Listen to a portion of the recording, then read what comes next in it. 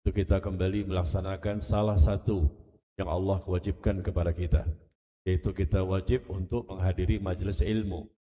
Dan Nabi SAW bersabda, "Man salaka tariqan yaltamisu fihi ilman, sahalallahu bihi tariqan al-jannah."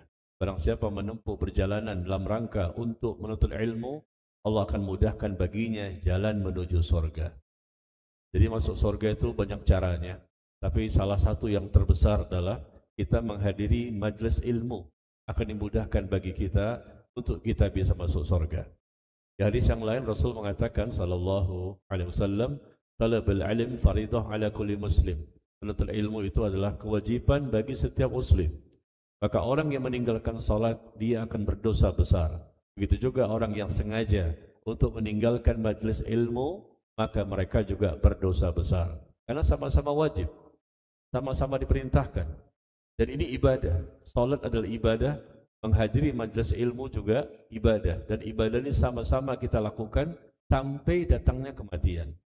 Karena Allah mengatakan, wa'bud rabbaka hatta ya'tiyakal yaqin. Sembahlah Rabbmu sampai datang kematian kepadamu. Ya, kita beribadah kepada Allah sampai datangnya malaikat maut untuk mencabut nyawa kita. Mudah-mudahan kita berharap pertemuan ini Allah berkahi, Allah berikan kepada kita ilmu yang bermanfaat, Allah tambahkan hidayah dan taufik, dan Allah catat sebagai amal saleh yang dapat memperberat timbangan kebaikan kita nanti pada hari kiamat. Jemaah sekalian, pada kesempatan kali ini kita akan bahas tentang materi yang luar biasa, materi yang sangat penting dan wajib diketahui dan dipahami oleh setiap muslim. Ya, bagaimana konsep rezeki pada saat-saat sulit. Sebetulnya konsep rezeki juga dipahami ketika saat senang. Karena kita ini selalu silih berganti. Kadang kita senang, kadang kita sulit. Kadang rezeki lapang, kadang rezekinya sempit. Karena kita tidak mungkin kan ya selama di dunia selalu sulit. Insya Allah lebih banyak lapangnya sebetulnya. Cuma terkadang ada kesulitan. Kadang-kadang ada ujian, kadang-kadang ada cobaan, kadang-kadang ada masalah. Tapi ketahuilah bahwa kalau kita mau jujur, bahwa kemudahan-kemudahan itu lebih banyak dibandingkan kesulitan yang kita hadapi selama di dunia. Nah, konsep rezeki dalam masalah yang sulit. Sekarang kita bahas dulu, apa itu rezeki? Rezeki itu ar-rizq, bahasa Arab ya. Artinya sesuatu yang bermanfaat. Sesuatu yang bermanfaat namanya rizq. Dan pemberi rezeki adalah Ar-Razzaq, yaitu Allah Tabaraka wa Ta'ala. Tidak ada yang bisa memberikan rezeki kepada kita kecuali Allah. Allah pemilik langit dan bumi, pemilik dunia dan akhirat. Hanya satu-satunya Ar-Razzaq yang maha memberikan rezeki kepada seluruh makhluknya. Wa ma min dabbatin fil ardi. Ya, tidak ada satupun makhluk yang ada di muka bumi, melainkan semuanya Allah berikan rezeki kepada mereka. Baik itu manusia, ya jin, ya hewan dan lain-lain. Semuanya Allah berikan rezeki ya sesuai dengan takaran yang pasti adil. Karena Allah tidak pernah zalim, Allah itu maha sempurna. Jadi rezeki itu adalah sesuatu yang bermanfaat.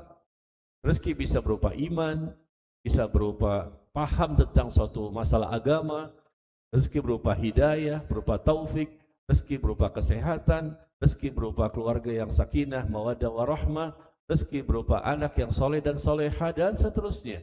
Dan kita sangat butuh rezeki ini selama di dunia agar kita bisa mendapatkan keselamatan dan kebahagiaan baik di dunia sampai di akhirat nanti. Jadi rezeki sesuatu yang bermanfaat yang datang dari Allah, dan rezeki itu milik Allah dan hanya Allah yang bisa memberikan. Innallaha yabsutur rizqa ya liman yasha wa yaqdir. Allah sebutkan dalam Al-Qur'an bahwa Allah melapangkan rezeki dan menyempitkan rezeki bagi siapa yang Allah kehendaki. Ya, Allah melapangkan rezeki, Allah juga menyempitkan rezeki. Bagi siapa? Bagi siapa yang Allah kehendaki. Tetapi ketika Allah melapangkan, pasti dengan keadilan.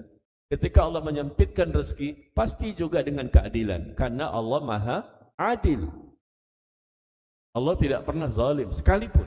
Allah maha adil. Dan itu terjadi semua dengan takdir Allah. Allah melapangkan rezeki atau Allah menyempitkan rezeki, pasti ada keadilan dan pasti ada satu lagi, hikmah. Ada hikmah kebaikan di balik itu. Barangkali kita pernah lapang, maka Allah inginkan kita bersyukur. Lapang rezekinya, Allah inginkan kita bersyukur. Barangkali kita pernah mengalami rezeki yang sempit, yang sulit, maka Allah inginkan kita itu bersabar. Ada dua konsep yang harus dimiliki oleh seorang mukmin dalam menjalani kehidupan selama di dunia. Ya, ketika mereka mendapatkan nikmat, mereka bersyukur. Ketika mereka mendapatkan musibah, ada ujian dan cobaan, mereka bersabar. Dua cara ini yang kita harus lalui selama hidup di muka bumi ini. Bagaimana cara bersyukur, bagaimana cara bersabar, pun perlu lagi modal yang lain. Yaitu apa? Kita butuh keyakinan. Yakin itu modal dari segala macam kebaikan. Kalau orang itu yakin, maka dia mampu bersyukur. Kalau orang itu yakin, dia mampu untuk selalu bersabar. Istiqomah di atas kesabaran dan istiqomah untuk bersyukur kepada Allah. Karena dia yakin bahwa Allah itu ada. Yakin bahwa semua ini milik Allah. Yakin bahwa Allah lah yang memberikan semua nikmat dan Allah juga yang mampu untuk menghilangkan segala kesulitan dan kesempitan yang dihadapi oleh seorang hamba. Ya. Jadi jamaah sekalian, konsep rezeki ada masa-masa sulit, maka tentu kita pahami bahwa hanya Allah yang bisa menghilangkan kesulitan kita. Apapun yang kita jalani, kesulitan apapun bentuknya, selalu kita meyakini hanya Allah satu-satunya yang bisa menyelesaikan segala masalah kita. Allah berfirman di surat Yunus, ayat 107, wa iyamsaskallahu bidurrin fala kashifa lahu illahu. Apabila kamu tertimpa sesuatu kemudaratan, tertimpa suatu musibah, maka tidak ada yang bisa menghilangkannya, kata Allah, kecuali Allah. Dan apabila Allah menghendaki pada seorang hamba untuk mendapatkan suatu kebaikan, suatu nikmat, maka tidak ada yang bisa menolak karunia yang Allah berikan kepada siapa yang Allah kehendaki. Datangnya nikmat dengan izin Allah. Datangnya musibah, datangnya kesempitan, datangnya kesulitan, itu semua terjadi dengan izin Allah. Tidak ada satupun di muka bumi ini dan juga di langit, melainkan semua terjadi dengan izin. Ma asaba min musibatin illa bi'idznillah. Tidak ada musibah yang menimpa melainkan dengan izin Allah. Jadi kalau ada masalah konsep rezeki dalam Islam ketika sedang masa-masalah sulit, coba kita evaluasi apa yang terjadi pada diri kita. Barangkali kita punya kelemahan, kita punya kekurangan. Pada hakikatnya Allah tidak akan mungkin menyulitkan kita. Tidak mungkin. Ada apa pada hamba itu? Kalau orang kafir diberikan nikmat yang luar biasa, mohon maaf ya, orang kafir ini kan tidak percaya kepada Allah. Tapi mereka mendapatkan kondisi yang lapang sekali, lapang sekali, lapang sekali. Itu bukanlah suatu keberkahan bagi mereka. Apa artinya jamaah sekalian? Rezeki banyak tapi Allah tidak memberkahi. Justru Allah memberikan rezeki yang lapang kepada orang kafir dalam rangka agar mereka semakin jauh dari Allah. Itu namanya istidraj. Semakin maksiat semakin banyak lapangnya. Semakin maksiat semakin luas rezekinya. Untuk apa? Karena itu Allah memberikan kepada mereka rezeki yang luas dan lapang itu kepada mereka karena Allah ingin selalu menjadikan mereka sesat. Dan mereka mendapatkan ancaman, hukuman, balasan yang luar biasa di dunia dan di akhir. Lapangnya rezeki bagi orang kafir jelas bukan suatu nikmat, bukan suatu kebaikan sebetulnya. Hakikatnya ini adalah hukuman dari Allah. Allah menghukum mereka dengan dilapangkan rezekinya agar mereka semakin jauh, dosanya semakin banyak, dan nanti sekalian diberikan azab. Adapun pada kaum muslimin terbagi dua. Ada muslim yang mendapatkan rezeki yang lapang, ada muslim yang mendapatkan rezeki yang sulit dan sempit. Dan tinggal bagaimana muslim itu. Kalau mereka memang ingat kepada Allah, mereka takut kepada Allah, dan mereka beriman kepada Allah, pastilah mereka bersyukur ketika mendapatkan nikmat yang lapang. Dan ketika mereka mendapatkan kesempitan dan sulit, pastilah mereka wajib untuk bersabar. Jadi jamaah sekalian yang berbahagia, rezeki yang paling besar di muka bumi ini adalah iman. Allah berikan rezeki kepada siapa yang Allah cintai, Allah berikan rezeki kepada siapa yang tidak Allah cintai. Tapi tidak Allah berikan iman kecuali hanya orang-orang yang Allah cintai saja.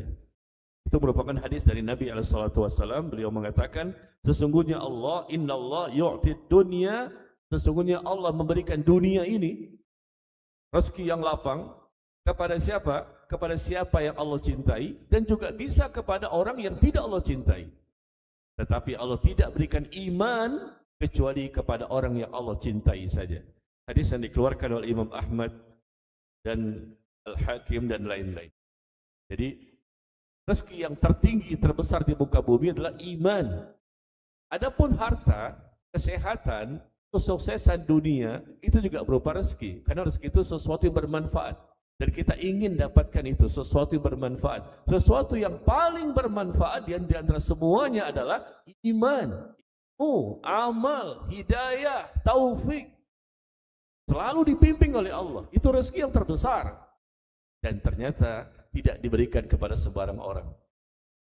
Jadi kalau kita lihat bagaimana konsep rezeki pada masa-masa sulit, ketika memang dia memiliki iman, tentu dia akan lebih tenang. Dia akan lebih tenang dengan kondisi yang dia alami. Kenapa? Dia punya Allah, dia yakin Allah itu segala-galanya. Tidak ada yang sulit bagi Allah untuk mengubah kondisi yang dialami oleh seorang hamba. Dia memiliki iman. Iman itulah menjadi modal kita. Iman itu dibutuhkan ketika kondisi lapang maupun sempit.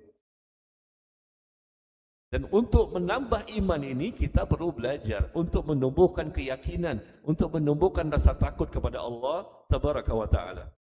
Jadi jemaah sekalian, saat rezeki kita sempit, bisa jadi Allah sedang menjaga agama kita. Ini konsep rezeki ketika sedang sempit, ketahuilah. Bisa jadi Allah sedang menjaga agama kita. Maka Allah sempitkan rezeki tersebut. Karena Allah tahu kalau Allah lapangkan dia, maka dia akan semakin jauh dari agama. Coba ya, saya akan posting artikel, silakan lihat.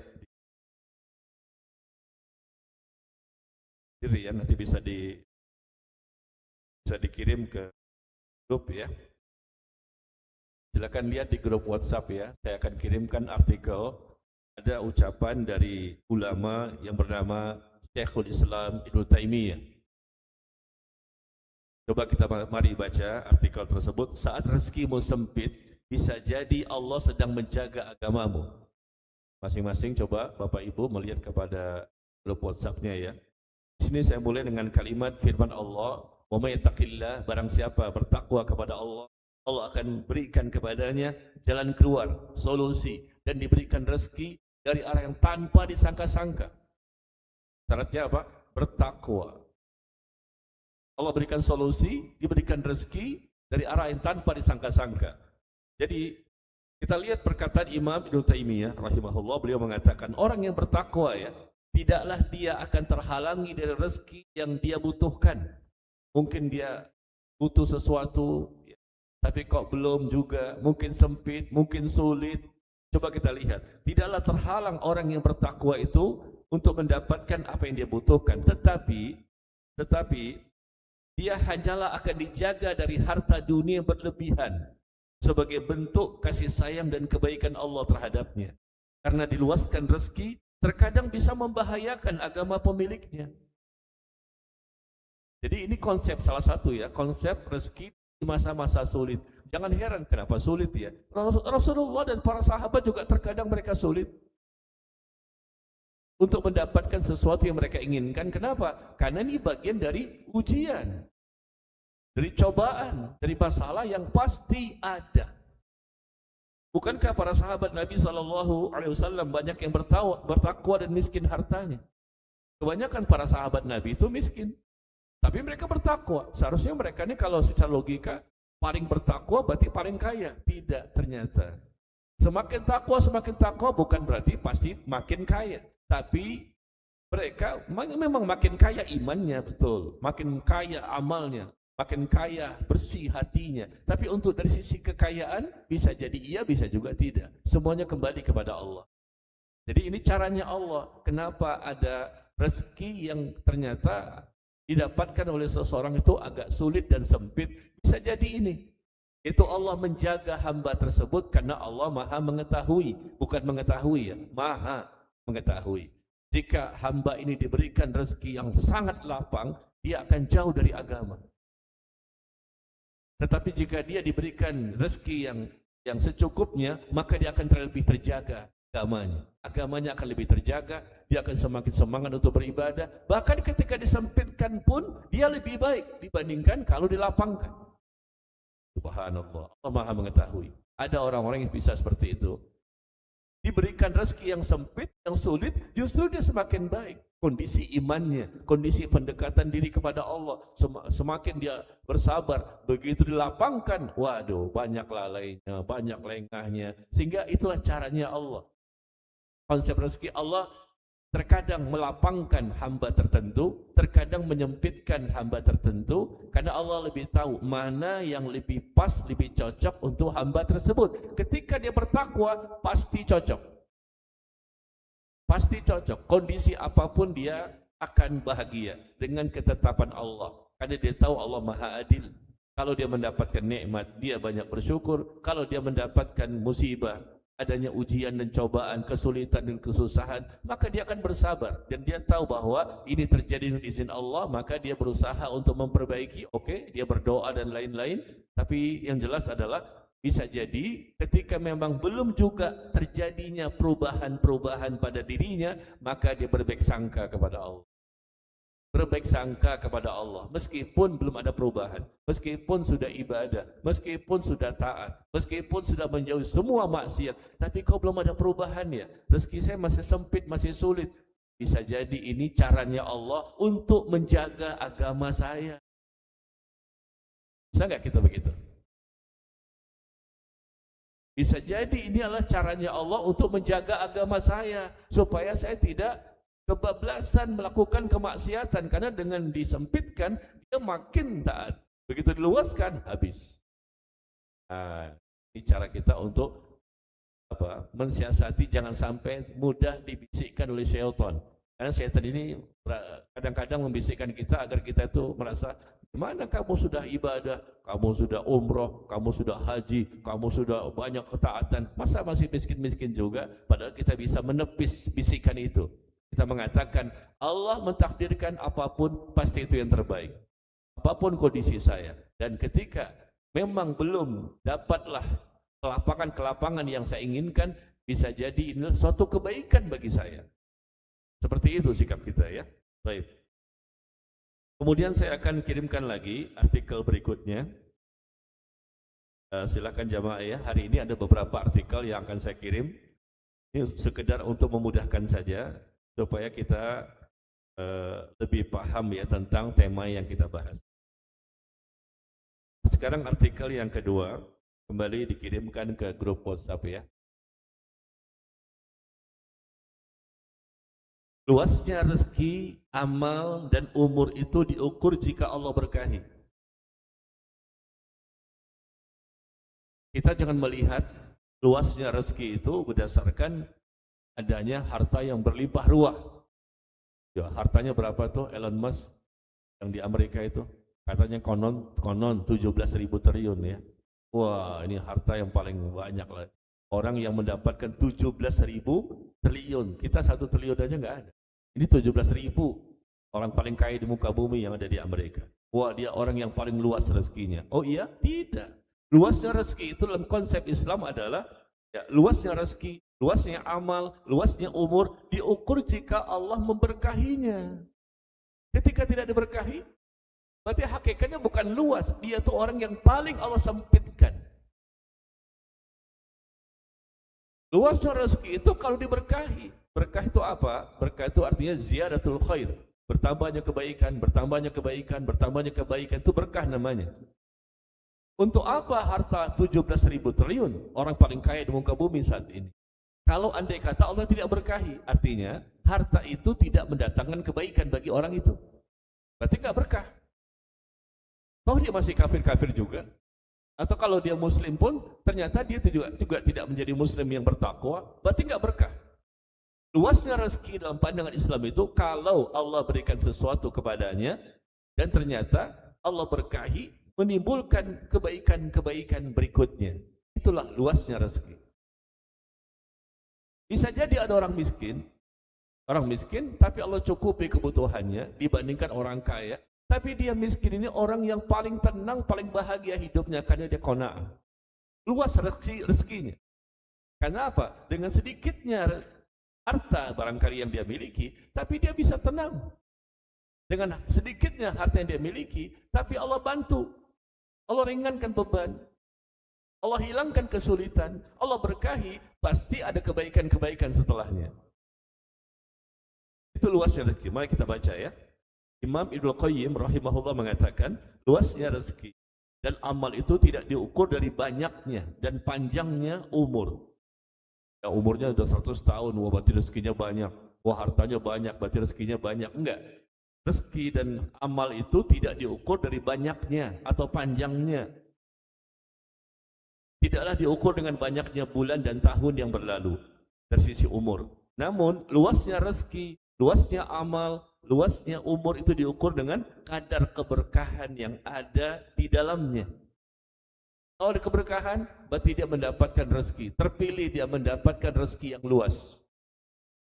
Ya, jadi mohon maaf ini, kadang-kadang ini Ustaz gimana sih? Bukannya rezeki luas itu berarti hartanya makin banyak. Tidak juga, belum tentu. Harta yang banyak itu menunjukkan rezekinya banyak. Kita bicara dari sisi kebaikan, keberkahan. Orang yang sedikit hartanya tapi diberkahi, berarti dia mendapatkan rezeki yang banyak. Tapi orang yang banyak hartanya tapi tidak diberkahi, berarti dia mendapatkan rezeki yang sedikit. Atau mungkin tidak diberkahi sama sekali, berarti dia tidak dapat rezeki yang bisa bermanfaat bagi dia untuk kedepannya.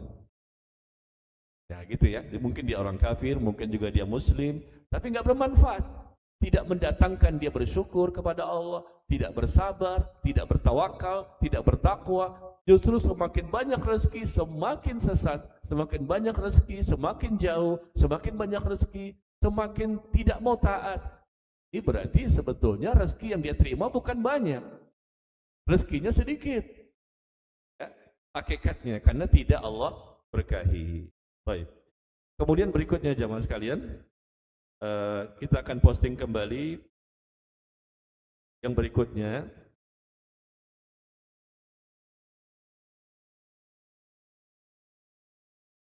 Kita akan posting kembali dan ini yang terakhir ya.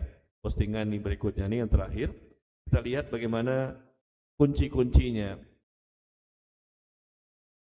Kunci pembuka pintu rezeki.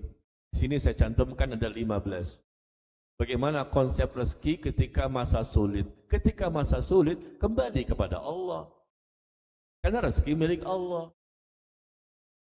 Kembali kepada Allah, kita lakukan cara-cara untuk kita bisa mendapatkan rezeki yang lebih banyak, yang diberkahi. Ini, Allah ajarkan kepada kita ada 15, saya cantumkan di sini ya. Baca masing-masing artikelnya, 15 cara. Ketika ya, rezeki itu ada tapi kondisinya sulit, sempit, susah ya. Dan ini bisa jadi evaluasi bersama di antara kita. Wa man a'rada an dzikri fa inna lahu ma'isyatan dhanka. Barang siapa berpaling dari Allah, berpaling dari syariat, berpaling dari Quran dan sunnah, maka Allah akan berikan kepadanya kehidupan yang sempit. Karena dia berpaling, yang salah siapa? Allah tidak pernah salah loh, satu kali nggak pernah salah. Allah itu maha sempurna, Allah nggak pernah zalim, Allah tidak pernah keliru. Barang siapa yang berpaling, wa man a'rada an dzikri, barang siapa berpaling dariku, kata Allah, berpaling dari peringatanku, maka baginya kehidupan yang sempit. Rezekinya banyak, tapi dia sempit, tidak merasa bahagia, sempit dadanya, sesak dadanya, meskipun banyak uangnya, karena nggak diberkahi, karena dia berpaling dari Allah.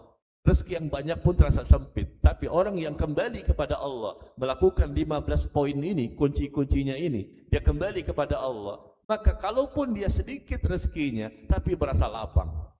Karena Allah akan lapangkan dadanya. Karena lapang dan sempitnya rezeki tergantung ini. Tergantung apa? Hati.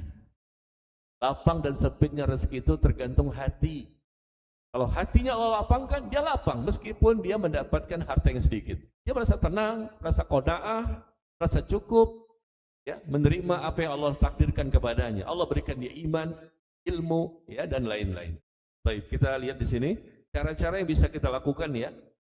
Rezeki kita upayakan, apalagi seorang suami kan mencari nafkah ya untuk rezeki rumah tangganya. Kita cari, kita upayakan supaya bisa tercukupi nafkah kita dan rumah tangga kita. Dan kalaupun kita merasa bahwa ada kesulitan-kesulitan, mungkin juga satu perusahaan, mungkin satu kantor, atau mungkin negara ini sedang sulit rezekinya, barangkali begitu, dolar naik, inflasi, rupiah terpuruk, coba evaluasi konsep rezeki ketika masa sulit. Berarti kita harus kembali kepada siapa?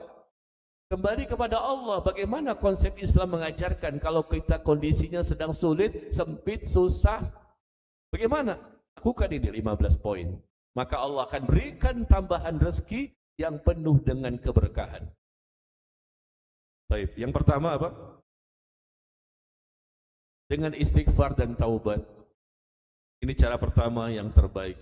Dengan istighfar dan taubat, dan Allah menjanjikan, ya, menjanjikan di sini di surat Nuh kita baca, istighfarlah kepada Allah, niscaya Dia akan mengirimkan hujan kepadamu dengan lebat, membanyakkan harta dan anak-anakmu, dan mengadakan untukmu kebun-kebun, dan mengadakan pula di dalamnya untukmu sungai-sungai. Dengan cara beristighfar, Allah akan banyakkan harta. Berarti cara yang pertama kita lakukan kalau kita dalam kondisi rezeki yang sempit dan sulit, perbanyak istighfar. Demi Allah, kalau istighfar kita benar, ikhlas, ya, dan kita memang betul-betul menyesal, kita bertaubat kepada Allah dengan taubat nasuha, Allah akan bukakan pintu rezeki yang lebih luas. Wa anistaghfiru rabbakum thumma tubu ilaihi matti'kum mata'an hasanah. Istighfarlah kamu kepada Tuhanmu dan bertobatlah kamu kepadanya. Niscaya Allah akan berikan kepada kamu kehidupan, rezeki yang luas. Coba lihat di surat Hud ayat yang ketiga. Tidak ada di sini ya, tambahan saja. Di surat Hud, surah ke-11, ayat yang ketiga. Ya, Allah menyebutkan itu. Wa anistaghfiru rabbakum thumma tubu ilaihi. Istighfarlah kamu kepada Allah dan bertobatlah kamu kepada Allah. Niscaya Allah pun akan berikan kepada kamu kehidupan yang baik, rezeki yang baik, rezeki yang barokah, kehidupan yang semakin menyenangkan dan membahagiakan. Itu janji Allah, bukan janji saya. Ya, masalahnya apa? Yakin apa enggak? Kalau enggak yakin ya sudah selesai. Ya, ini janji Allah dan Allah tidak pernah mengingkari janjinya. Ya, tambah lagi di sini ada hadis, man lazimal istighfar, barang siapa selalu membiasakan, selalu merutinitaskan membaca istighfar, dan niscaya Allah akan jadikan baginya jalan keluar. Diberikan solusi dari segala macam kesulitan, diberikan kelapangan dari segala macam kesusahan, dan Allah akan memberikan rezeki untuknya dari arah yang tanpa diduga-duga. Jadi Rasul sudah mengatakan demikian, Allah juga mengatakan demikian. Maka cara pertama yang paling efektif, efisien, paling ampuh, ya, kondisi ketika rezeki di masa-masa sulit, siapapun mereka, mungkin pribadi, perorangan, atau rumah tangga, atau suatu kampung, atau suatu negara, kembalikan konsep seperti ini yang Allah ajarkan. Ingin rezeki yang baik, rezeki yang berkah, rezeki yang selalu mendatangkan kebahagiaan di dunia sampai ke akhirat. Cara pertama apa?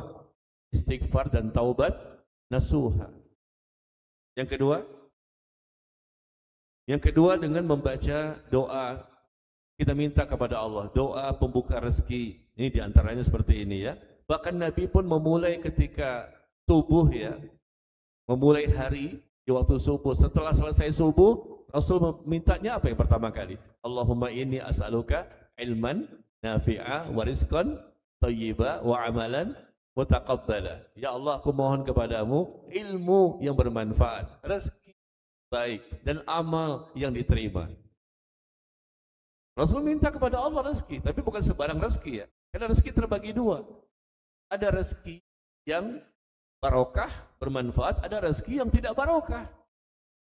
Rasul mintanya apa? Rizqan thayyiban, rezeki yang baik, yang tentunya maksudnya adalah penuh dengan keberkahan, yang akan bisa menghilangkan segala kesulitan. Sekali lagi, rezeki bukan harta ya, bukan hanya harta. Rezeki itu sesuatu yang bermanfaat. Apa saja yang bermanfaat untuk kita, maka itu namanya rezeki. Baik, jadi memperbanyak doa, mudah-mudahan dengan doa kita yang selalu kita panjatkan, kita mohon sama Allah, dan Allah mendengar doa-doa kita. Kita yakin dengan doa kita selalu meminta hanya kepada Allah, dan tidak boleh ya minta kepada selain Allah. maka Allah berikan kepada kita. Sabar saja menunggu datangnya pertolongan. Kita butuh sabar dan yakin.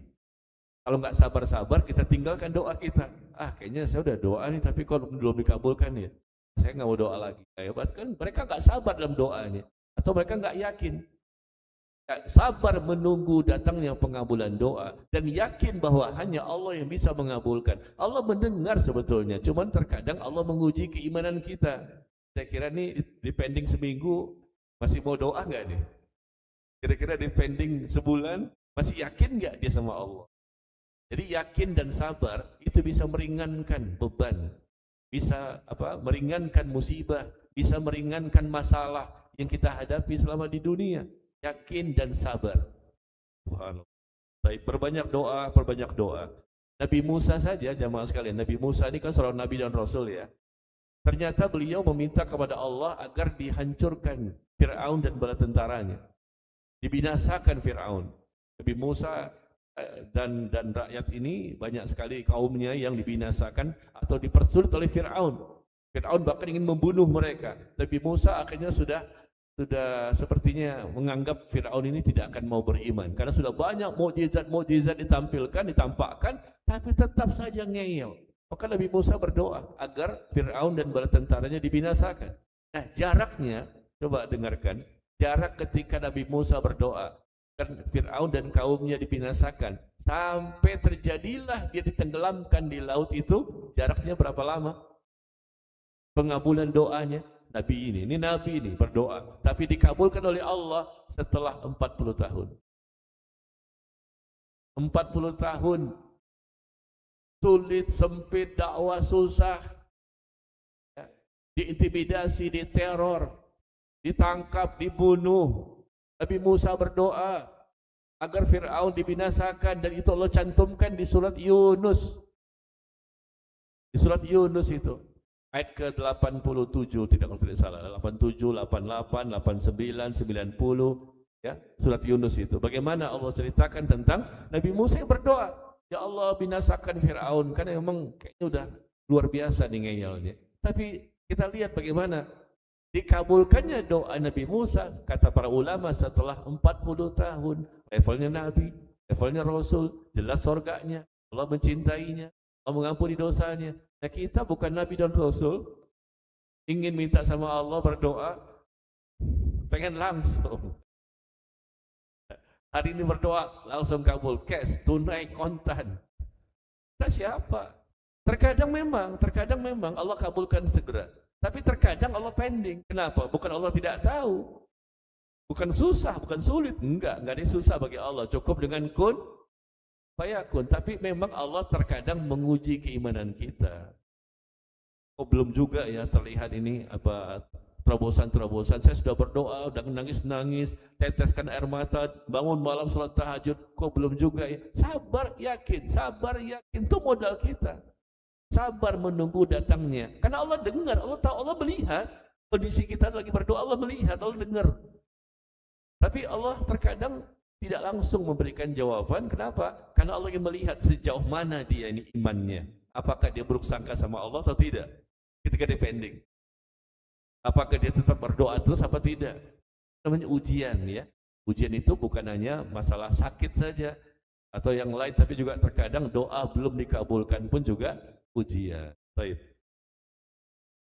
Yang ketiga, konsep ya rezeki di masa-masa sulit yang bisa kita lakukan sebagai ikhtiar kita ya. Kita kan manusia nih. Coba kita lakukan dengan ilmu-ilmu duniawi, silahkan sajalah. Bagaimana caranya dolar supaya turun lagi, kan begitu. Viral ya. Bagaimana supaya rupiah nih bagus lagi. Ya, bagaimana silakan dengan ilmu-ilmu dunianya. Tapi tetap keputusan terakhir ada di Allah, bukan manusia. Dan lakukan ikhtiar kita, pendekatan diri kepada Allah juga. Jadi nomor satu. Kadang-kadang kita lupa dengan cara-cara seperti itu. Kita lakukan pendekatan secara ilmu duniawi saja. Oh mungkin kurang ini, kayaknya kurang ini. Kita rapat ya, kita diskusi. Terobosan semuanya cara-cara manusia. Boleh sih, kan selama tidak menyalahi syariat. Tapi harus diketahui, kita juga harus melobi Allah agar masalah kita cepat terselesaikan. agar rezekinya semakin banyak yang bermanfaat untuk kita. 15 poin ini. Baik. Jadi ketiga adalah dengan bertakwa kepada Allah. Karena dijanjikan di sini bahwa siapapun yang bertakwa pasti dia bahagia. Pasti diberikan solusi, pasti diberikan rezeki dari arah yang tanpa disangka-sangka. Yang keempat, dengan bertawakal kepada Allah. Tawakal itu menyandarkan hati kepada Allah dan menjalankan sebab-sebab yang dihalalkan. Wa may tawakkal 'ala Allahi fa huwa hasbuh. Barang siapa bertawakal kepada Allah, maka Allah pun akan mencukupi kebutuhannya. Burung Bapak Ibu pergi pagi, pulang sore, pergi pagi, pulang sore, dapat makan dia. Kita punya stok di rumah ada kulkas ya. Bisa stok buat seminggu nih. Nih makanan stok buat sebulan misalnya. Burung nggak punya kulkas. Tiap hari dia harus cari makanan loh. Ini kan ada hadis di bawahnya. Rasul memberikan perumpamaan dengan burung. Pagi-pagi dia keluar, sore pulang kenyang. Pagi-pagi dia keluar, sore dia pulang kenyang. Burung saja bisa tawakal kepada Allah. Kenapa kita tidak?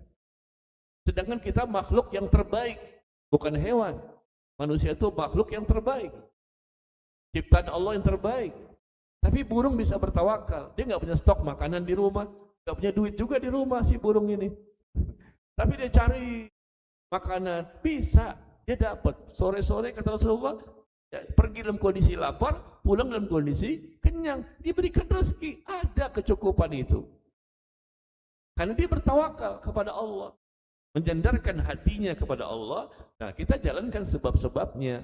Ya, bagaimana cara untuk mendapatkan rezeki? Ini namanya tawakal. Dan Allah janjikan barang siapa bertawakal, Allah akan cukupkan kebutuhannya. Jadi ketika dia rezekinya dalam kondisi yang sulit, yang sempit, gimana? Salah satunya tawakal. Nanti Allah akan cukupkan kebutuhannya. Jangan kondisi yang sudah genting, kepepet, darurat, sulit, kemudian ambil jalan pintas, ngambil harta korupsi, harta negara, pulang haji, ditangkap KPK.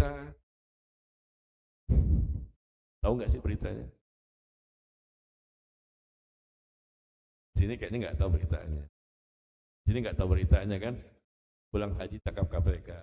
Karena Bapak Ibu di sini kan jarang baca sosial media ya. Jadi nggak tahu beritanya ya. Karena yang sering dibaca itu Quran dan hadis. Jarang baca sosial media. Bisa dimaklumi lah. Afwan ya. Kita levelnya berbeda.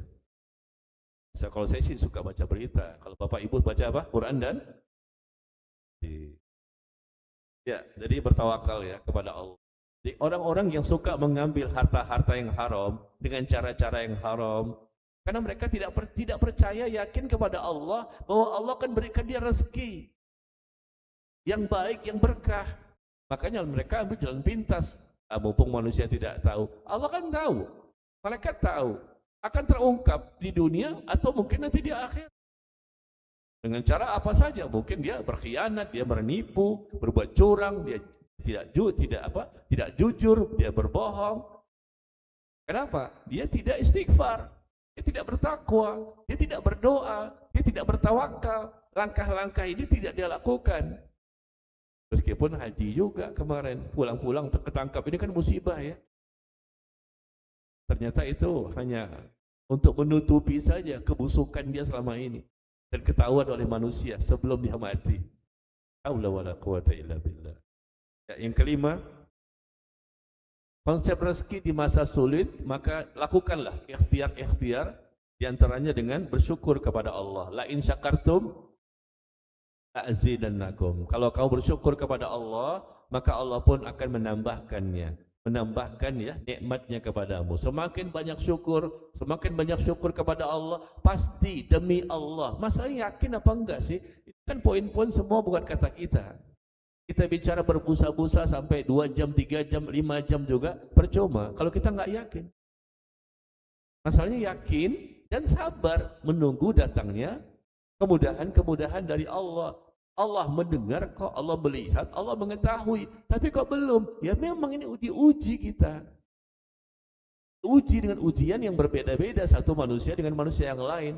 Atau bisa jadi ada persamaan di antara mereka. Gimana lagi? Dunia ini tempatnya ujian. Kalau kepengen nggak punya ujian, silakan pindah ke kuburan. Di kuburan pun ada ujian. Ditanya oleh malaikat Munkar dan Nakir, siapa Rabbmu, siapa nabimu, apa agamamu? Tuh kan diuji kan? Nggak bisa jawab, siksa kubur. Ada fitnah, ada ujian kubur. Nanti di padang mahsyar ada lagi diuji. Dan betul-betul nggak ada ujian, nggak ada cobaan, nggak ada masalah, nggak ada persoalan, senang, bahagia, baik, senang, bahagia, baik. Di mana? Di sorga. Sorga baru nggak ada ujian, nggak ada cobaan, senang semuanya, nggak ada kesulitan, ya, nggak ada kesusahan, senang, baik, nikmat semuanya. Jadi kita harus mengetahui juga karakteristik dunia itu seperti itu. Silih berganti. Sekarang kita senang nih, tunggu aja tanggal mainnya. Besok mungkin sulit. Habis sulit, senang lagi. Ya begitu emang dunia. Allah ciptakan alladzi khalaqal mauta wal hayata liyabluwakum ayyukum ahsanu amala. Allah menciptakan adanya kematian, kehidupan untuk menguji siapa di antara kita yang terbaik amalnya. Ahasiban nas ayusraku ayyaqulu amanna wa hum la yuftanun. Apakah manusia dibiarkan saja mengatakan kami sudah beriman, kata Allah. Tunggu orang-orang sebelum kalian, mereka juga mendapatkan ujian sebagaimana nanti kalian pun akan mendapatkan ujian.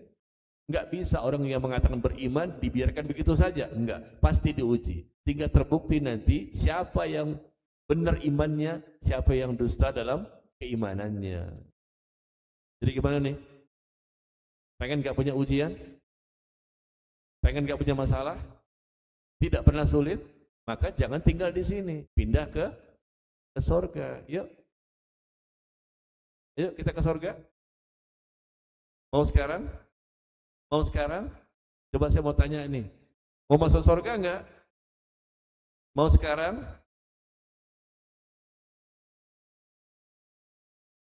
Kok gak dijawab? Pengen masuk surga enggak? Mau sekarang? Kenapa jangan dulu? Kan masuk surga enak. Hah?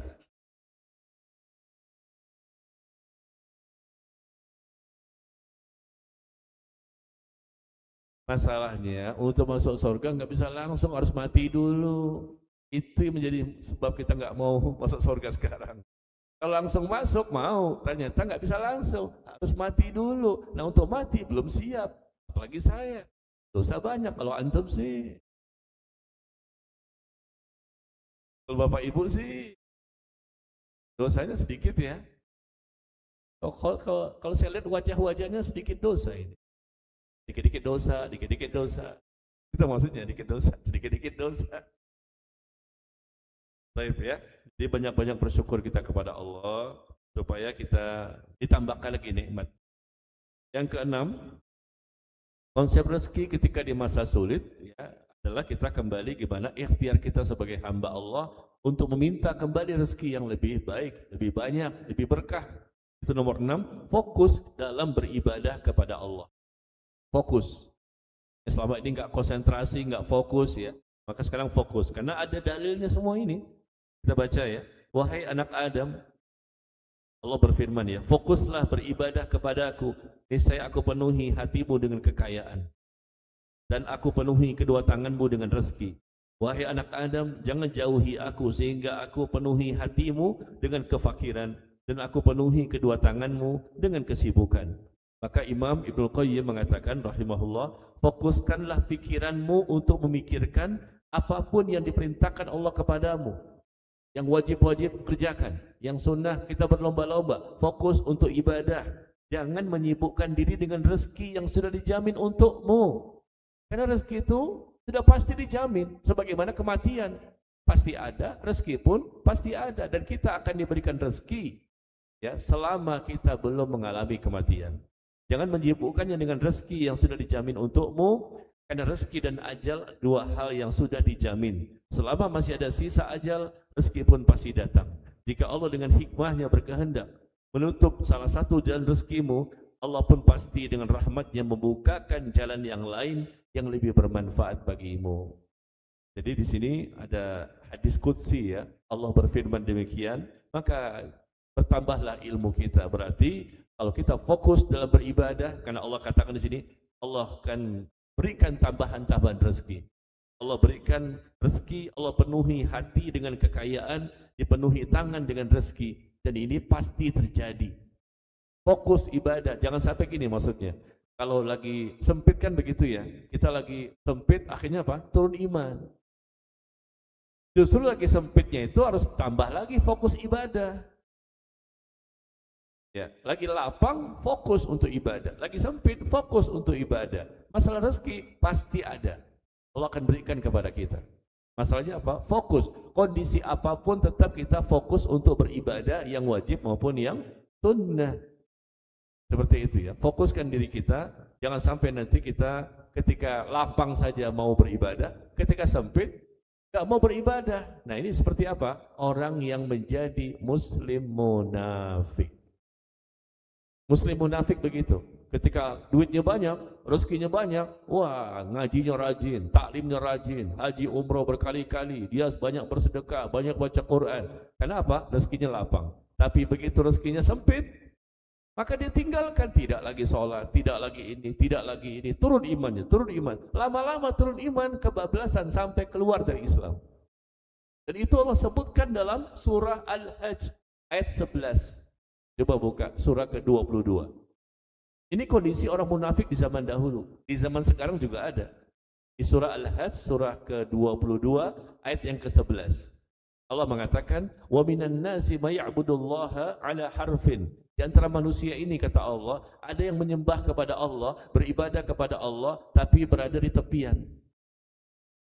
Ya, berada di tepian. Jadi kalau apa itu? Fa in asabahu khair itma'an nabi. Apabila Allah berikan kebaikan, diberikan nikmat, diberikan rezeki, maka dia pun puas, senang, dia pun banyak ibadah.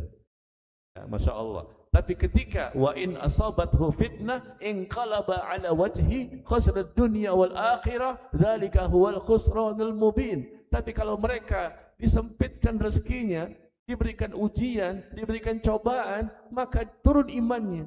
Akhirnya dia meninggalkan satu persatu ibadah yang wajib maupun yang sunnah, dan akhirnya ujungnya dia pun keluar dari Islam. Rugi dunia, rugi akhirat. Ini ada ayatnya. Al-Hajj ayat ke-11 tadi. Ketika lapang, wah rajin dia ke masjid, sholat berjamaah dari subuh sampai isya, Masya Allah.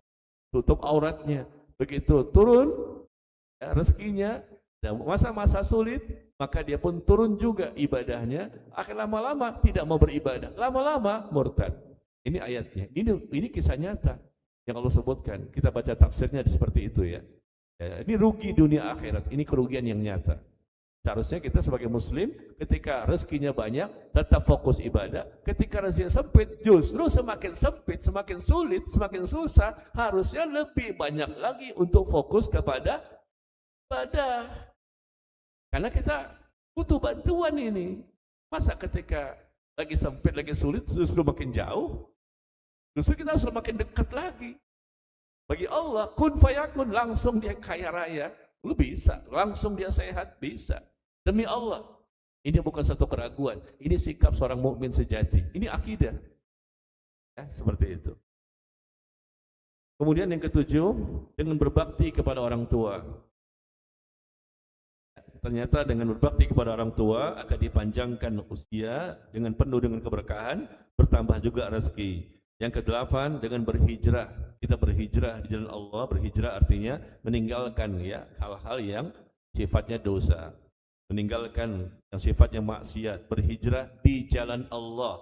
Barang siapa wa may yuhajir fi sabilillah, barang siapa berhijrah di jalan Allah, niscaya mereka akan mendapatkan di bumi ini tempat hijrah yang luas dan rezeki yang banyak. Rezeki yang banyak nih. Kondisi kita sulit, konsep rezeki ketika sulit gimana ini? Ya udah, tinggalkan tempat-tempat kerjaan yang di situ memang haram. Pindah ke tempat yang lain, berhijrah. Di tempat haram, prostitusi barangkali, ke tempat minum khamr barangkali, atau yang lainnya. Tinggalkan tempat-tempat pekerjaan kita di tempat yang haram, pindah ke tempat yang halal. Janjinya Allah, ketika kamu berpindah, hijrah itu arti berpindah. Berpindah ke tempat yang halal, mencari rezeki yang baik, yang barokah, maka Allah janjikan di sini, engkau akan mendapatkan di muka bumi ini tempat hijrah yang luas dan rezeki yang banyak. Ya meskipun tempat prostitusi, jual khamr, atau mungkin ya apapun di sini mungkin gajinya besar barangkali, tapi uang panas, uang tidak berkah dan tidak menghasilkan kebahagiaan. Demi Allah, enggak ada kebahagiaan yang hakiki pada uang harta yang haram. Berdampak kemana-mana itu. Ya, baik. Yang kesembilan, cara kita konsep rezeki ketika kondisi lagi sulit, maka hindarkan diri kita dari dosa. Rasul sallallahu alaihi wasallam mengatakan, innar rajul la yuhramur rizq bidzambi yusibuh. Sesungguhnya seseorang itu benar-benar terhalang. Seseorang terhalang, betul-betul terhalang untuk mendapatkan rezekinya karena dosa yang ia kerjakan. Sempit karena dosa. Kalau pengen lapang, tinggalkan dosa. Demi Allah, itu terjadi. Ini kan Rasul yang mengatakan, kalau kita ingin supaya kondisi sempit sulit ini bisa hilang, maka diantaranya semakin berusaha meminimalisir tingkat dosa. Ya, semakin banyak dosa, maka rezekinya semakin sulit dan sempit. Nah itu orang kafir banyak dosa Pak Ustaz. Iya, Allah berikan rezeki kepada mereka, tapi rezekinya nggak barokah. Untuk apa? Justru rezeki itu semakin diberikan banyak oleh Allah sengaja agar mereka semakin bertambah-tambah dosanya. Untuk apa kalau begitu? Ini kan kita harus ingin dapat rezeki itu yang menjadikan kita semakin lebih baik dalam pandangan Allah. Yang ke-10, dengan menjalin tali silaturahim, kita baca sendiri ya dalilnya ini. Semakin kita menjalin tali silaturahim, maka kita mendapatkan rezeki yang barokah. Yang ke-11, dengan berinfak di jalan Allah, semakin banyak kita bersedekah, maka Allah pun akan ganti ya dengan ganti yang lebih baik. Yang ke-12, berbuat baik kepada orang-orang lemah. Carilah keridoanku melalui orang-orang lemah di antara kalian, karena sesungguhnya kalian diberikan rezeki dan ditolong dengan sebab orang-orang lemah di antara kalian. Orang-orang yang du'afa, orang miskin ya, yatim piatu, barangkali juga mereka miskin ya, kita bantu mereka. Maka Allah pun akan berikan kepada kita rezeki yang lebih banyak. Yang ke-13, senantiasa untuk istiqomah.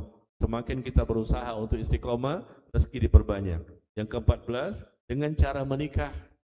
Nah, nih lihat ayatnya. Dengan cara menikah. Ada yang belum nikah? Oh enggak, udah semua udah pernah nikah di sini kan? Udah nikah semua kan? Ini belum? Belum. Sekali atau dua kali? Belum. Kenapa belum? Kita belum waktu ini. Justru dengan cara menikah itulah mendatangkan rezeki yang lebih banyak. Kalau belum menikah tanpa ada uzur, justru rezekinya semakin sempit dan sulit. Ini coba baca ini. Dan nikahkanlah orang-orang yang masih membujang di antara kalian. Nikahkan mereka. Mereka sudah cukup umur, mereka juga mampu.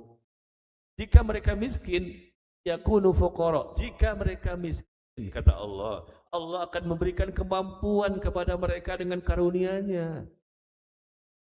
Tunggu apa lagi? Gaji di sini sebulan 50 juta. Amin dong. Apalagi ditunggu? Akhwat banyak. Ya enggak? Di belakang masih gadis semua itu. Betul enggak sih? Saya kan nggak lihat, tertutup kan, jadi saya perkirakan mereka gadis. Begitu dibuka, wah ternyata 75 usianya. Beda ketika diketahuan muka. Dengan menikah itu memperbanyak rezeki. Rezeki itu apa? Sesuatu yang bermanfaat. Ada istri, kita bisa diberikan pelayanan, hidup kita lebih bahagia. Ada anak apalagi, dengan rezekinya anak beda lagi, anak satu, anak dua, itu baru satu istri loh. Bagaimana kalau dua istri? Jangan buka pintu Pak Ustaz.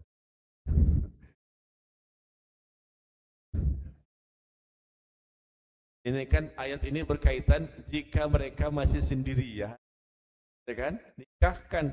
Ada nggak ayatnya nih? Bagi yang menambah maka nambah istri maka makin tambah rezekinya. Ada nggak? Hah? Kalau ada kayaknya antum pertama kali yang mempraktekannya. Baik. Yang terakhir 15 dengan menunaikan haji dan umroh. Baik ya. Barangkali ini yang bisa saya sampaikan karena waktu yang tersisa. Kita manfaatkan untuk soal. Silakan. Jazakumullah khairan kasih.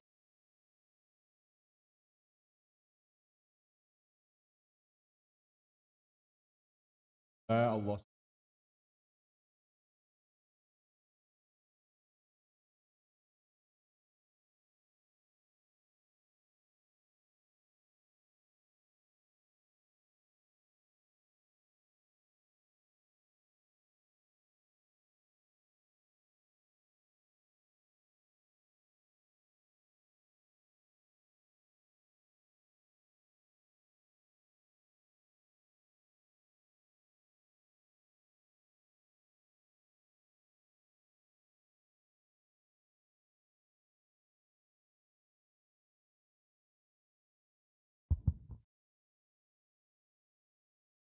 Assalamualaikum Ustaz.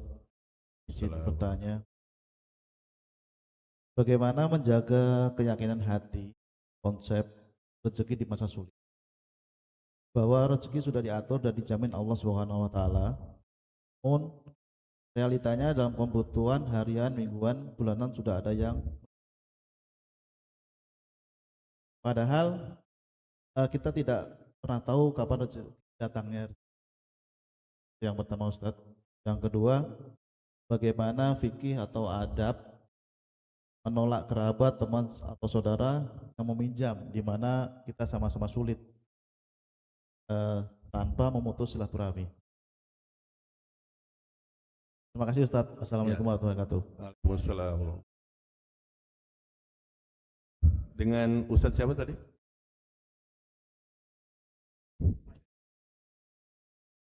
Kan yang datang ini Ustaz semua ya? Ya, yang pertama tadi Masya Allah, bagus ya pertanyaannya.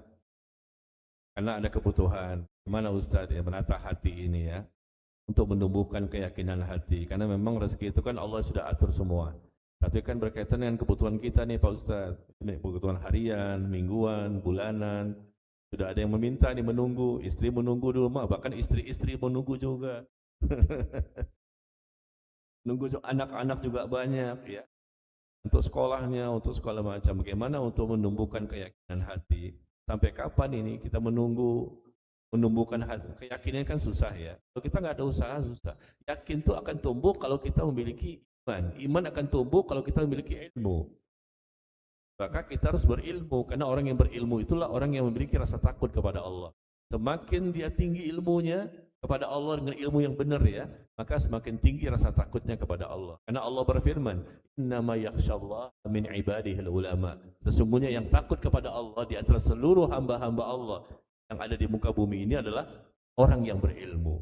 Dengan ilmu melahirkan rasa takut, dengan ilmu melahirkan iman, dengan ilmu melahirkan rasa yakin, dengan ilmu hati pun semakin tenang, dengan ilmu hati menjadi semakin yakin. Ya. Jadi intinya adalah, tadi kan kebutuhan rumah tangga kayaknya ya, harian, mingguan, bulanan, gimana Ustaz?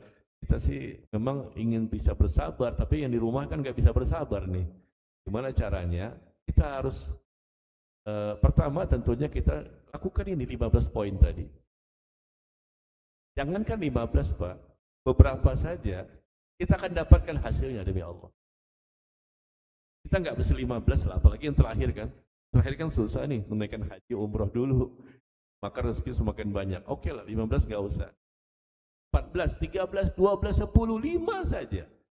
Kalau betul-betul kita lakukan dengan ikhlas, dengan penuh keyakinan, yang kita kerjakan sesuai tuntunan, caranya, sholat itu bagaimana, segala macam ibadah ya, maka Allah akan buktikan. Tapi kan di rumah menunggu Ustaz, berarti di rumah juga diberikan pencerahan. Kita udah tercerahkan, kayaknya tenang gitu. Ya Allah maha memberikan rezeki, Allah itu Ar-Razzaq, Allah akan berikan rezeki kepada kita. Tapi berikan juga pencerahan di rumah, bahwa rezeki itu bukan hanya konotasinya harta saja. Kita bisa tenang, itu rezeki. Kita bisa tidur, itu rezeki. Ada loh orang kaya yang tidak bisa tidur. Harus minum obat dulu baru tidur, padahal uangnya banyak. Tapi ada juga orang yang gampang tidur. Di rumah nggak bisa tidur. Makan obat tidur nggak bisa tidur.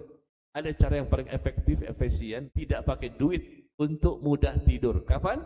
Ketika mendengarkan kajian.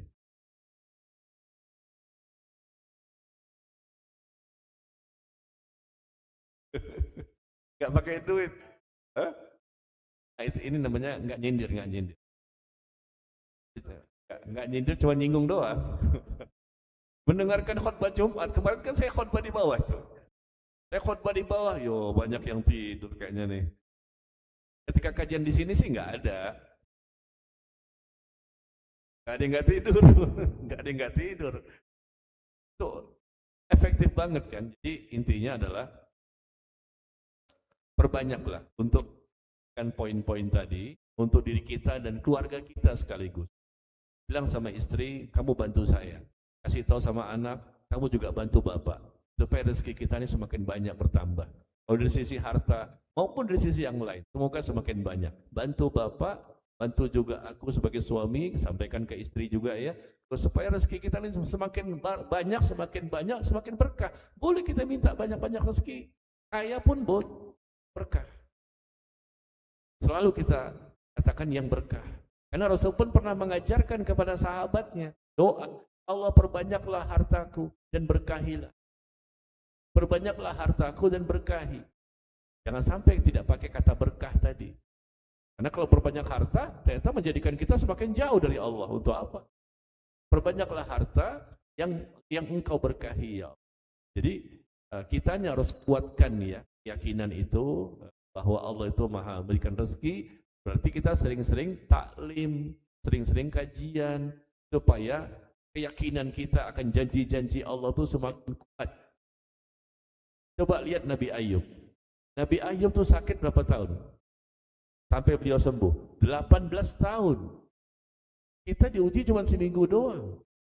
Nabi Ayub 18 tahun sakitnya nggak sembuh-sembuh. Setelah itu baru sembuh. Bayangkan, dijauhi oleh keluarganya, teman-temannya. Cuman istrinya doang yang mau menemani, dan sakitnya tuh suatu sakit yang berat sekali. Tapi beliau tetap berbaik sangka. Menunggu rezeki dari Allah untuk kesembuhan. Sembuh itu kan rezeki, sehat rezeki. Dan sakit itu rezeki juga sebetulnya. Sakit itu rezeki, kenapa? Bermanfaat. Kalau kita sabar, bisa menggugurkan dosa, bisa mengangkat derajat. Allah semakin mencintai. Kita nggak mau sakit, tapi kalau sakit itu terjadi juga pada diri kita, itu rezeki. Kenapa? Rezeki kan artinya sesuatu yang bermanfaat, itu namanya rezeki. Nah kalau sakit bisa bermanfaat, berarti itu rezeki. Kalau kita sabar, karena dosa tergugurkan, Allah berikan pahala yang luar biasa, derajat terangkat, Allah semakin mencintai. Tapi kalau udah sakit, gak sabar juga, ya udah, masih buruk sangka sama Allah, masih suuzon, masih putus asa. Istilahnya apa? Udah jatuh tertimpa tangga pula, nggak ada manfaat. Seperti itu. Jadi kurang lebihnya perkuat iman, perkuat ilmu, perkuat ya, banyak-banyak untuk beramal. Meskipun di rumah gimana nih kondisinya? Cobalah. Ini kan kita bicaranya hablum minallah ya. Hubungan kita kepada Allah, karena kita yakin bahwa Allah lah yang menentukan segala-galanya. Kita ikhtiar secara manusia iya. Kita udah punya nih misalnya gajinya sebulan 5 juta, ini contoh UMR lah, UMR 5,5. Tapi kan di rumah nih, bisa Ustaz, kurang ini untuk kebutuhan makan, ya, transport, segala macam. Berarti kita ikhtiarnya apa? Cari terobosan-terobosan yang lain. Barangkali kita punya peluang-peluang untuk jualan, sambil bekerja mungkin istri bisa jualan online, rumah. Ya, mungkin juga kita punya terobosan-terobosan yang lain. Tapi hubungan kita kepada Allah tidak berhenti dan tidak kurang. Ini kan cara manusiawi ya. Ya, kita kerja cuma dapat 6 juta, 7 juta. Bukan berlebihan sih, memang nggak cukup Ustaz. Karena anak saya banyak. Ini. Ya udah nggak apa-apa. Cari terobosan-terobosan yang lain supaya bisa lebih mencukupi. Tapi tetap usaha yang terbesar, yang terbaik adalah perkuat hubungan kita kepada Allah. Bangun malam, banyak-banyak berdoa. Lakukan 15 poin ini, atau 14, atau 10, atau mungkin 3, banyak-banyak istighfar. dan fokuskan ibadah kepada Allah. Bisa jadi dari sisi itulah nanti akhirnya Allah berikan peluang-peluang adanya rezeki yang tanpa disangka-sangka. Banyak istighfar, dapat rezeki, bisa tanpa disangka-sangka. Ini janjinya, diberikan solusi dan diberikan rezeki. Solusi jalan keluar, diberikan rezeki dari arah yang tanpa diduga-duga kalau memperbanyak istighfar. Karena kita datangkan itu, kita berharap didatangkan kepada kita adalah rezeki yang barokah. Allahu a'lam bishawab. Yang kedua tadi, apa tadi?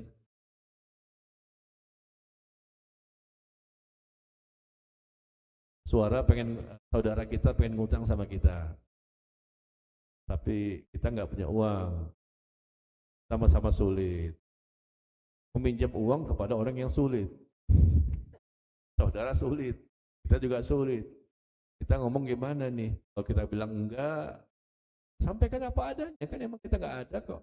Bukan berbohong, nggak ada di situ, adanya di bank. Saudara kita minjam duit. Kita bukan ingin memutuskan tali silaturahim, ya. Ini saudara kita, mungkin teman kita atau siapa saja ingin pinjam uang sama kita. Sedang kondisi kita lagi sulit, kita juga lagi nggak punya uang. Yang mungkin ada stok tapi untuk keluarga, pas untuk keluarga saja, ada kelebihan. Kita sampaikan apa adanya, nggak masalah. Yang penting kita jujur dan sampaikan pada dia, mohon maaf, kami bisa bantu karena kami juga dalam posisi yang tidak ada yang berlebihan. Nah, apa? Infak atau sedekah atau bantuan yang kita bisa berikan kepada orang lain adalah kalau kita punya kelebihan, kan? Kelebihan. Kalau nggak ada kelebihan gimana? Karena yang pertama kali yang menjadi skala prioritas untuk kita cukupi adalah rumah tangga kita dulu. Istri tercukupi, anak tercukupi, selesai. Ada kelebihan, apalagi banyak kelebihannya. Nah, kelebihan-kelebihan inilah bisa kita hutangin ke orang lain, atau kita sedekahkan ke orang lain, kita infakkan ke orang lain. Dan skala prioritas untuk kita berikan sedekah, infak ke orang lain, yang pertama kali siapa? Orang tua. Orang tua. Lihat Al-Baqarah 215. Ya, Allah sebutkan skala siapa yang kita berikan untuk pertama kali setelah tercukupinya kebutuhan rumah tangga. Yang pertama kata Allah, orang tua. Yang kedua, kerabat, saudara kita. Yang ketiga, anak yatim miskin. Yang keempat, orang miskin secara umum. Yang kelima, orang yang kehabisan bekal dalam perjalanan. Baqarah 215. Ini kalau ada kelebihan. Ada kelebihan setelah tercukupi semua kebutuhan rumah tangga kita. Kita sampaikan kepada mereka, kalau emang nggak ada, sabar ya. Saya juga lagi sulit nih. Sama-sama, mudah-mudahan kita diberikan jalan keluar oleh Allah. Nah, lakukan poin ya 1-15 ini. Tapi kalau andai kata kita punya kelebihan, ya, maka kita bisa pertama memberikan infak sedekah tadi kepada orang tua. Yang kedua apa? Kerabat. Yang ketiga, anak yatim yang miskin, orang miskin secara umum. Yang keempat, yang kelima, orang yang kehabisan bekal dalam perjalanan. Dan Allah sebut sekali lagi Al-Baqarah 219. Tadi 215, 219. Nah, ini beda lagi. Di ayat 219 yang Allah sebutkan, ketika mereka bertanya kepadamu tentang apa yang mesti mereka infakkan, ketahuilah kata Allah, infak itu adalah kelebihan dari kebutuhan. Kata Allah, infak yang kita berikan ke orang lain adalah kelebihan dari kebutuhan. Jadi kalau sudah tercukupi, kelebihan dari mana nih? Kelebihan dari kebutuhan rumah tangga kita. Kalau kita sudah berumah tangga, berapa kebutuhannya kan relatif ya, nggak semua orang sama kan. Ada yang cukupnya per bulan dia 10 juta. Kalau kurang dari situ, mereka betul-betul ya banyak kekurangan. Ini kebutuhan ya, bukan keinginan. Keinginan beda lagi. Kalau keinginan banyak sekali. Ini kebutuhan. Sekolahnya, transportnya, makan, minum, pakaian, untuk bayar kontrakan rumah, misalnya anggaplah 10 juta. Nah, ternyata kita sebulan ada 12 juta misalnya. Berarti kan kita bisa nyicil 2 juta ya buat kita tabung kan. 2 juta kita tabung. Nah, ternyata orang tua membutuhkan, sangat membutuhkan bantuan. Nah, kita berikan bantuan. Berapa dari 2 juta itu? Mungkin 1 juta saja. Atau mungkin 500 saja. Atau mungkin 1,5-nya. Ya, silakan relatif. Yang penting kebutuhan kita sudah tercukupi. Atau tadi misalnya kita mau memberikan hutangan, ada orang berhutang sama kita, ya kita ada 2 juta tadi kan, kita bisa untuk memberikan kepada orang tersebut. Begitu caranya. Yang penting skala prioritas keluarga kita dulu, rumah tangga kita, semua tercover kebutuhannya. Kalau masih ada kelebihan, baru kita lakukan untuk amal soleh kepada skala prioritas tadi. Allahu a'lam. Alhamdulillahirrahmanirrahim. Tidak terasa kita telah berada di ujung dan majelis taklim Haji